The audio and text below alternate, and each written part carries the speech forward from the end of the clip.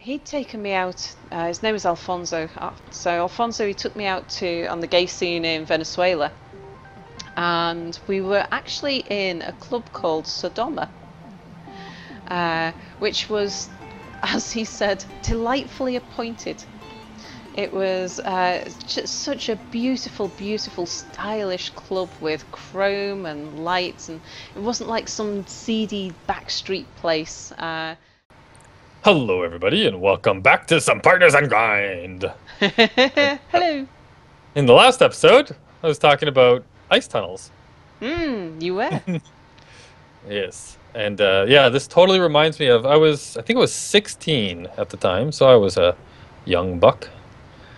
And there's a place in on the Rocky Mountains here in Canada that there's ice caves all over the place. Cool. And I got taken on a hike into an ice cave, and it was the cool. This totally reminds me of it with because you walked into we hiked all the way up the side of the mountain. It was quite a long hike up, and then we got to the entrance, and it was literally like ice, like all around the entrance, and you had to walk in very carefully, and it was all on the ground. And it was this perfect. It was just like this. It was perfectly round. Well, I guess this is really jagged because of the way that it gets drilled, but it was actually smooth and oval in nature. And you walked in, and the light shined in behind you, from behind, and it would light up all of the ice through, and it's just glittering off like this. It was so cool, and it was one of those ones too where like it went quite a bit of ways in, but eventually it dead ended. But when it dead ended at this kind of like really large ovally room, almost like a cavern, and right in the center of it was a giant pillar of ice that was going from the top to the bottom. Wow. Yeah, and like skinny in the middle but then wide on the top and the bottom, right? And just yeah. And as you got in, actually you got about three-quarters of the way in, and it was pitch black. But then when you walked around the corner, the cavern, like the actual end cavern, was completely lit up because the way that the light reflected around the corner, it lit up the cavern, but there was this one little section of darkness, right? Yeah. So it was kind of eerie, but at the same time, it's so cool when you walked around that corner. It was just like, whoa! It's just like so cool. Yeah, but that was one of those experiences where, if I went back and did it again, it would be cool, but it would not be that, just Yeah. The awe. breathtaking Yeah, first time. breathtaking. Yeah. So cool. I love experiences like that. Yeah. It reminds me, I was trying to describe to Mia Boris's reaction when he saw your head in space. Because Mia, was very, very nervous about how Boris was going to react. I mean, I was as well. Boris was kind of, it was like he'd seen a natural wonder. Oh, there's silicon. Oh, we'll have some silicon. Must be outside. Oh, Is there's it? silicon here? Yeah.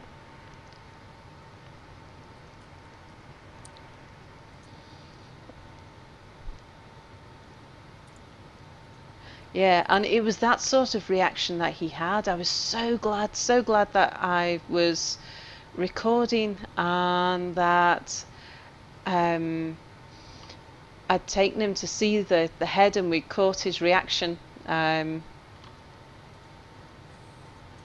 Yeah, it was pretty awesome. Yeah, because that wasn't the plan. The plan was to let him see it on video and just see how he reacted when, like, how did he choose to tell us off after finding it was more the plan.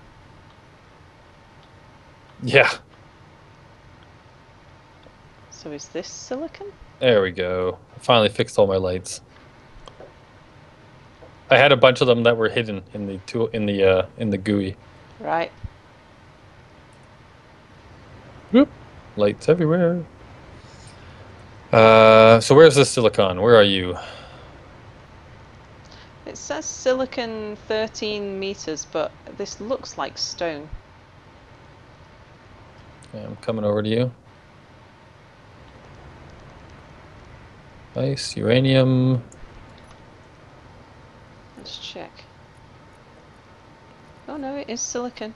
I'm picking Oh up yeah, I see stone some and over here. silicon. 50 from here. Oh, it looks like there's a bit of a color change actually right here. I wonder if this is all just exposed silicon right here. Yeah, because it does look quite like stone, doesn't it? It just has a slightly different texture. Looks sort of powdery almost. Yeah, I think this must be silicon. If I look at my inventory, where is this coming in? Silicon. Yep, it is. Cool. All right. So, do you have a story for the crowd? Well, how long have we got? Are we at the start, the middle, or the end Yeah, of the episode? We're at the we're start. about 5 minutes in, so we're about Okay. a quarter of the way through. Well, I've been promising to tell my Venezuela kidnapping story for Oh, that's such a long time. right. So maybe I should tell that today. Why not? Indeed. So I'd been sent out with a friend who was let me turn my hood off first. Right, a guy who I worked with, he was a sales manager and I was a technical manager, and we kind of teamed up and we'd um, worked around the world because our job involved going around the world and talking to foreign governments about things related to telecoms. And I would team up with different sales managers because there was less technical managers than there were sales managers to go through all this stuff. Um, and he was offered the opportunity to go and set up a joint venture in Venezuela, and he asked me if I would like to join him out there and go be his gerente técnico, I think was the job title, which means something like chief engineer. Ah, okay. And so, but we also had a change of management at the time. So the new MD said to me, he knew I'd been offered this position just before he joined, and he said to me, well, you can stay in the UK if you wish, you can go to Venezuela if you wish, or you can go to Shanghai because the Shanghai office have expressed an interest in you as well, because I used to work in China for a while. And of all of the places, I'd never been to Venezuela. And the fact that it had a V and a Z and a U in its name, it just meant like it was so exotic sounding. And if I went to Venezuela, I would be based in Venezuela, but I'd be working the export market. So I'd be traveling all over South America. And it just sounded so exciting. I said that to me sounded like what I would probably want to do, but you know, as is customary, if you're going to be relocated to a foreign country, usually they'll send you on an all expenses paid holiday there first just to see if you're going to get on with the country. Right. So I agreed to go out on a fortnight's holiday. So I got 2 weeks, all expenses holiday to Venezuela with my colleague. We went out there, we liked it, we took the job, we started setting up the joint venture out there, and we were on a 2-year contract, 2 years initial contract. And then something strange happened. It was just as things were really moving, we were buying land and stuff like that. We were becoming very established in the local Venezuelan sort of scene there. Now, the guy I was out with is a gay guy, and that at the time, I can't remember whether it was actually illegal to be gay in Venezuela, or it was certainly very inadvisable to be openly gay anyway. There was a lot of trouble with sort of police attacks on gay people and stuff. But we were a bit young and foolish, and I'd always liked hanging around the gay clubs because it it was always tricky being sort of a single woman going out clubbing, especially in somewhere like South America, you're going to get hit on so much that actually it's just really nice going out to a gay club Yeah. because you can be You so don't have to much worry more. about it, right? It's Yeah, yeah, just yeah, yeah. It's so much more yeah. free, and so we.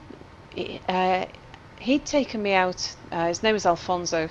So Alfonso, he took me out to on the gay scene in Venezuela, and we were actually in a club called Sodoma, which was, as he said, delightfully appointed.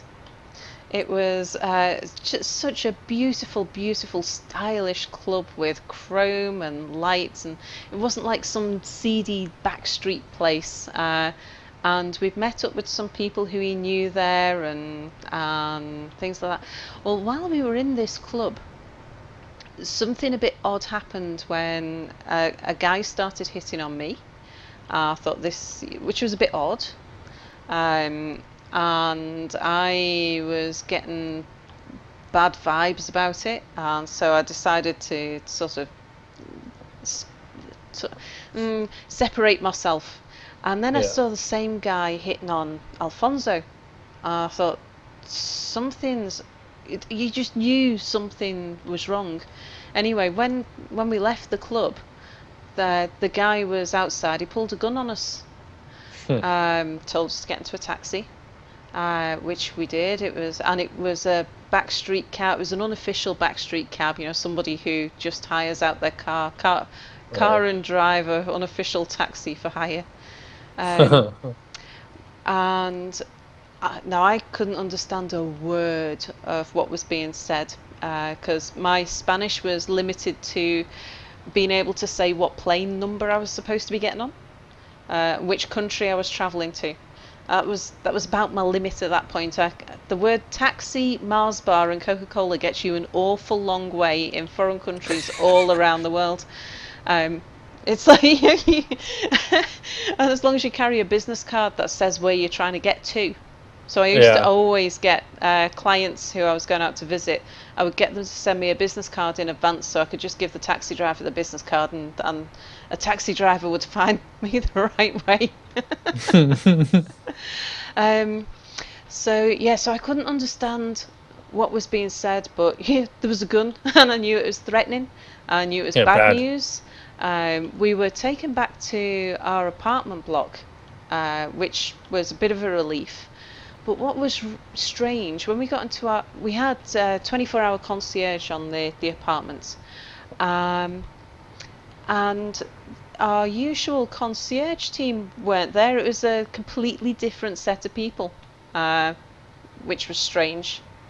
And I was told to, like, this guy spoke the tiniest bit of English, and he took us both to my room first, put me in my room, and told me that I would have somebody with a gun outside my door, and I was not to leave my room, and I was not to try and contact anybody, and that my phones were being watched.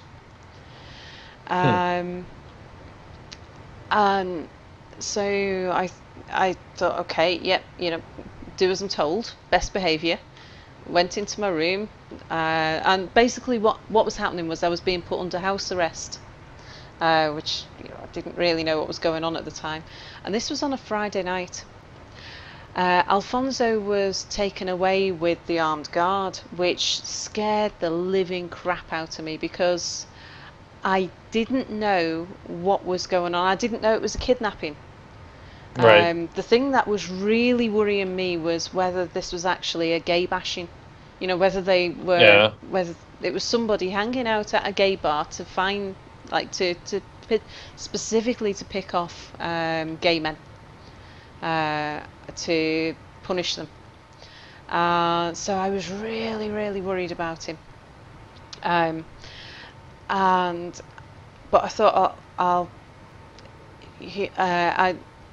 but when somebody did turn up outside my door, and I never caught sight of the guy outside my door. I only ever saw that there was somebody there. You know, you could see the shadow of the feet underneath the door. Right.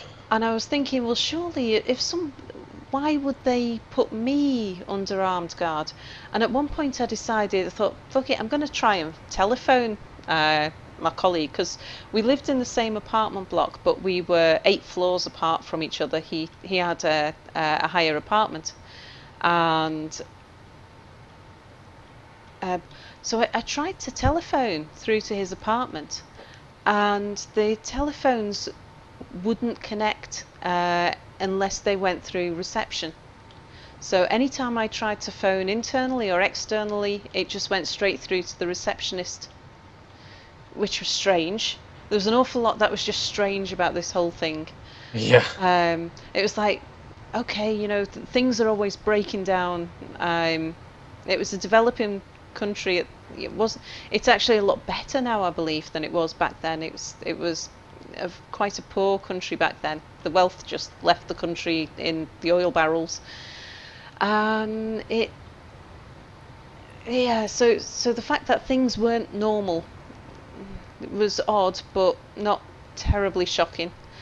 Um, so I was sort of in a quandary what to do, and then Saturday came, and Alf phoned me on the Saturday to let me know that he was okay and that I was okay, and that if we wanted to carry on being okay, that we just needed to carry on doing exactly what we were doing. Hmm. And I don't think I'd slept at this point. I was just so glad to hear from him as well. Uh, and I so I carried on just sitting tight and getting more and more paranoid, more and more worked up about quite what was going on, and friend in danger and all that. And I, as you know, I can react quite strongly to friends in danger. And what had actually happened to Alf while all this was going on was he, on the Friday night, had been told by the guy with the gun who tried to seduce us. Had tried to seduce me and then tried to seduce him. It's just I hadn't realised that was what was going on. Hmm. Before then resorting to kidnapping, was actually trying to collect a ransom from us.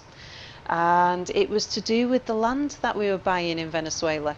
We were, Oh, wow. and it was all to do with business somehow. And I never quite got the full story of exactly what the business, what the transaction was that we were supposed to do. I just know that our Venezuelan counterpart company had done their bit, but the British company that we, our half of the joint venture, they owed $2 million. Or was it £2 million? I can't remember. 2 million of something, some currency or other, a lot of money. And they were proposing to Alfonso that if the British company refused to pay their end of the deal, and apparently the threats had been made, the threats had been ignored, and this was a last resort situation where they'd taken us. It's just that the company hadn't informed us that we were in any danger. Um, Oh. and so what they were saying was that we could stay hostage, or and if the company continued to refuse, we would be killed, or we could courier drugs back to the UK. It was cocaine. We could courier cocaine to, and I can't even remember now whether it was the UK or Amsterdam, because we always flew through Amsterdam. Um, and we could be what they call narcomulas, drugs donkeys. And Yeah. that every time we did a trip, I think we needed to do 5 trips each to pay the debt, but we would also be paid a substantial amount of money as personal expenses in addition to paying off the debt. And Alfred managed to convince this guy that, never mind the debt, never mind anything else, that was a lot of money that we were up for receiving, and that he was, I mean, Alfonso was a sales guy. He was very, very convincing, and he, as far as he saw it, his life was in danger, my life was in danger, and he was busy talking his way out of it. And the best way he could see was to convince this guy to trust him. And so he convinced the guy that actually he was more than happy to be a drugs mule if they were going to pay him that much, and that it was all about the money for him. And yeah, sure, 5 trips would mean that he wouldn't have to work for a year. He could live off the proceeds of those trips and be quite rich, and he was up for it. Anyway, it was one of those, you can put the gun away. The gun is totally not necessary. If you'd just asked me, I'd be up for it. Um, and he managed to convince the guy. I can feel it in my bones. I can feel it in my hands. I can feel it in my chest. We're the ones who understand. You could see it in our eyes. You sit right next to my soul.